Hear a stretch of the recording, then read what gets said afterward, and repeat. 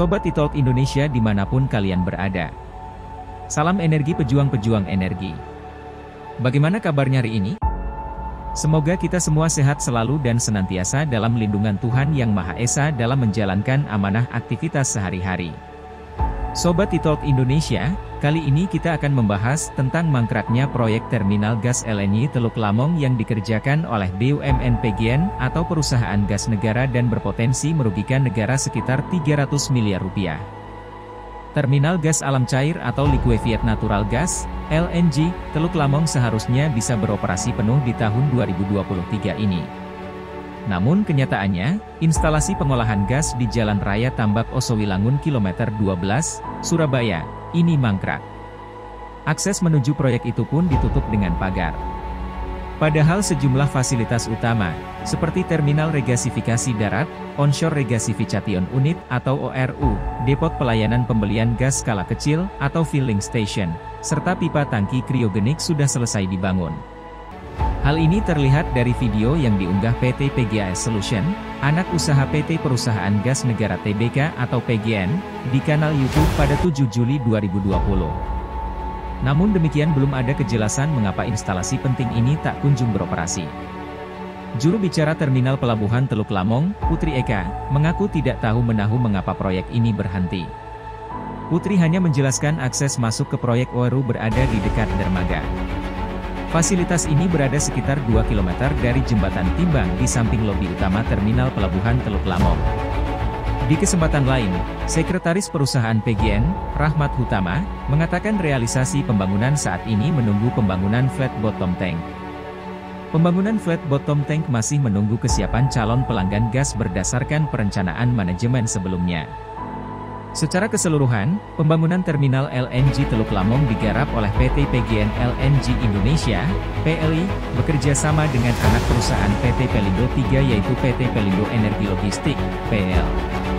PGAS Solution mengerjakan ORU, filling station, terminal LNG, serta pipa kriogenik. Fasilitas tersebut menjadi bagian dari proyek terminal LNG Teluk Lamong fase pertama yang digarap sejak Agustus 2019. Proyek tahap awal mulai berjalan pada Agustus 2019 dan selesai pada 28 Juli 2021. Setelah fase pertama selesai, tahap berikutnya adalah pembangunan terminal pengisian LNG skala kecil untuk menyalurkan gas dari luar sistem pipa PGN, misalnya melalui kapal ketruk. Meski bangunannya sudah selesai, fasilitas itu juga tak bisa digunakan karena menunggu pengerjaan flat bottom tank, yang masuk proyek fase kedua.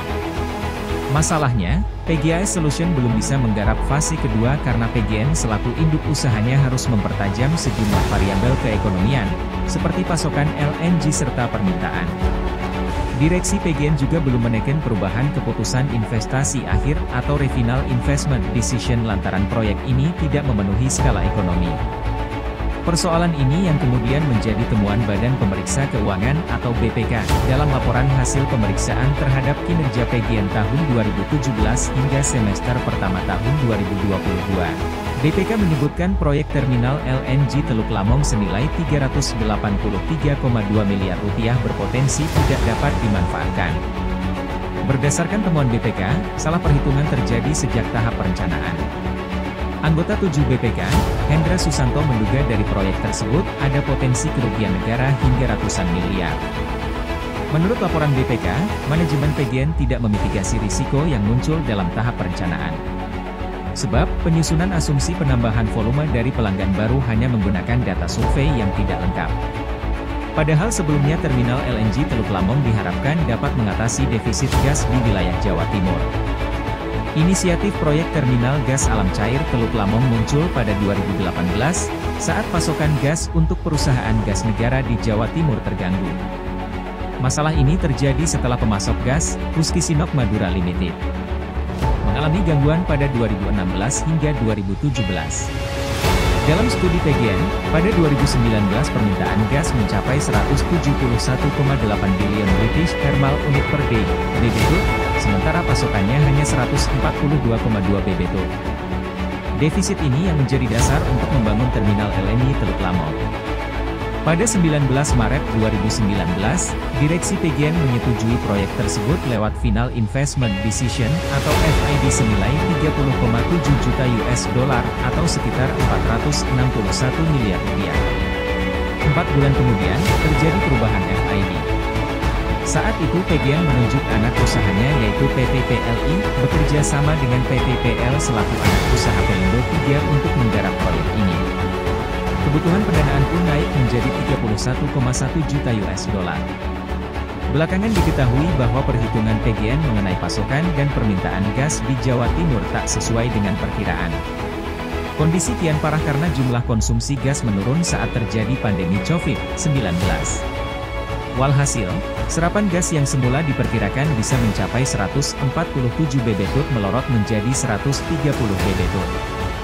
Di tengah kondisi itu, lapangan gas Jambaran Tiung Biru, JTB, yang digarap Pertamina EP Cepu mulai beroperasi pada 20 September 2022. Gas dari lapangan JTB yang mencapai 192 juta metrik kaki kubik per hari, MMSCFD, mengalir untuk sejumlah industri, termasuk PGN.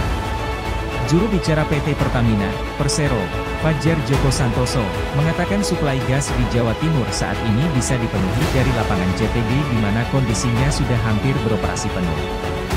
Masuknya gas dari JTB memaksa Direksi PGN mengubah asumsi mengenai defisit gas di Jawa Timur yang menjadi dasar pengerjaan proyek terminal LNG Teluk Lamong. Jika terlambat, proyek ini bakal mangkrak. Seorang pejabat PLI mengatakan pembahasan potensi mangkraknya terminal Teluk Lamong sudah berlangsung pada 2021. Saat itu, dia menjelaskan, hampir semua direktur dan komisaris PGN, PLI, dan Pelindo 3 mengikuti rapat di Teluk Lamong selama 2 hari. Proyek ini, menurut sumber itu, ibarat buah si malakama buat PLI, PGN, ataupun Pelindo 3. Kalau dihentikan bapak mati, kalau dilanjutkan ibu yang mati. Sumber lain, seorang pejabat PGN, mengatakan ada pembahasan internal untuk mengatasi potensi mangkraknya proyek terminal Teluk Lamong. Sempat bergulir adanya rencana perubahan konsep menjadi receiving terminal dan pasarnya adalah kawasan Bali dan Lombok. Tapi hal ini tidak dikerjakan. Salah perhitungan ini yang kemudian terekam dalam laporan BPK, menurut auditor negara, PGN kurang cermat memitigasi defisit pasokan gas serta tidak benar-benar memastikan kontrak pasokan dan kesiapan permintaan. Temuan BPK menyebutkan penyusunan asumsi penambahan volume dari pelanggan baru hanya menggunakan data survei kebutuhan bahan bakar calon pelanggan yang sudah dan belum beroperasi. Tim survei tidak memberitahu proyeksi harga jual gas, selain itu tidak ada MOU, nota kesepahaman, dengan calon pelanggan, demikian bunyi petikan laporan BPK. Hal itu membuat asumsi permintaan dalam neraca gas yang dipakai PGN tidak didasari dokumen yang valid. Manajemen PGN, menurut BPK, menyusun angka proyeksi permintaan berdasarkan hasil survei pasar tanpa didukung dokumen pokok kesepakatan yang akan dituangkan dalam perjanjian. Dampaknya pada keuangan PGN cukup besar.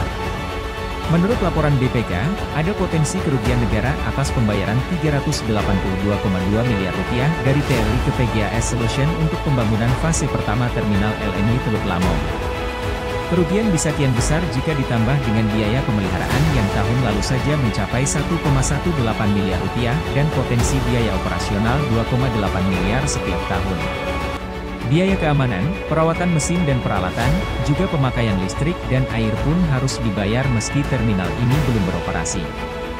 BPK merekomendasikan manajemen PGN menyusun rencana aksi pengelolaan dan pemanfaatan terminal LNG Teluk Lamong, sekaligus melaporkan masalah ini kepada penegak hukum. Menanggapi temuan BPK, Direktur Utama PGN Arif Handoko menyampaikan bahwa ia dan Direksi PGN sedang melakukan pembahasan bagaimana memitigasi isu tersebut.